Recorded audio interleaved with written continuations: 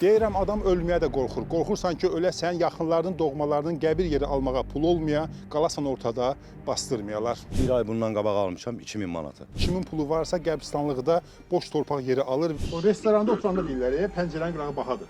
Burada yolun qırağı bahadır, hə? Son zamanlar qəribə bir adət, daha doğrusu biznes, gəlir əldə etmə forması yaranıb. Deməli, kimin pulu varsa qəbristanlıqda boş torpaq sahəsi alır və bir müddət keçəndən sonra onu daha baha qiymətə satır və ehtiyacı olan da ki, məcburdur ki, həmin torpağı alsın və yaxını dəfn etsin. Bəli, bura Sumqayıt qəbristanlıqdır və burada olmağımızın da səbəbi vətəndaşdan, öz yaxını dəfn edən vətəndaşdan çox pul istəmələrdir. Bir ay bundan qabaq almışam 2000 manatı. Kasıb oğlanam, xeyir ola 2000-ə torpaq olmalıdır. Nəyə görə? Hansı əsasən? Hansı çeki verir mənə? Yaxınlaşdınız, dedi ki, qiymət kimindir, hə? Bəli, anamdır rəhmətə gedib. Dəfn eləməliyəm də. Eləməli deyil. Bir ay keçdi üstündən qonşu rəhmətə getdi. Gəldi 3500 dedi. Yəni açıq biznesdir. Açıq biznesdir, bəli. Ürək ağrısı olmalıdır insanda. Deyirəm, adam ölməyə də qorxur, hə? Əlbəttə ki. Mən ölsəm məni kim bastıracaq? Məndə yoxdursa, qəfil öldüm. Nə olacaq? Nətər olacaq? Yaşıl bağlanı bağlı, 1500. Orta 2000, o başı 1500 manat. Deməli, yolun qırağı 2500, orta 2000, sonra 1500. Yola qədər bahalaşır, qiymətlər. Yol qırağı olduğuna görə böyle qiymət. Bu pulu kimə verirəm? Bu da milliyyətimiz otururdu. Pul dövlətin təyin etdiyi puldur, yoxsa Yox, bu kimin? özəl yerdir. Özəl yerdir. Bəli, özəl yerdir. Ya bu özəl yeri dövlətdən kim alır? Onda əvvəldən alırlar, sonra satırlar belə.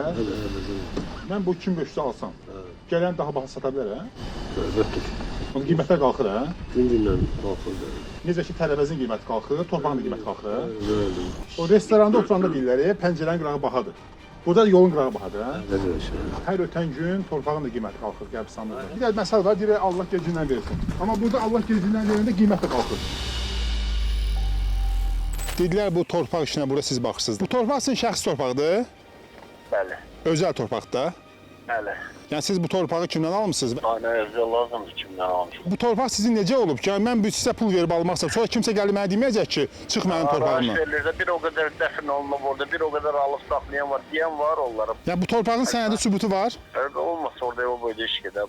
Mövcud qanunvericiliyə görə qəbristanlıq ərazilərin ayrı-ayrı fiziki və yaxud hüquqi şəxslərin mülkiyyətinə verilməsi, onların həmin ərazilərin satılması qanunda nəzərdə tutulmuşdur. Qəbristanlıqlar ümumi ictimai istifadə üçün nəzərdə tutulmuş ərazilərdir. Həmin torpaq sahələri dövlət və yaxud bələdiyyə tərəfindən ümumi istifadə üçün ayrılır və yalnız müraciət olunduğu halda ayrı-ayrı şəxslərə öz yaxın adamlarını dəfn etmək üçün təqdim olunur. Həmin ərazilərin saxlanması və idarə olunması yerli bələdiyyələrin nəzarətindədir. Həmin ərazilərin satılması, ümumiyyətlə satış məqsədləri üçün kimlərəsə təqdim olunması yol verilməzdir.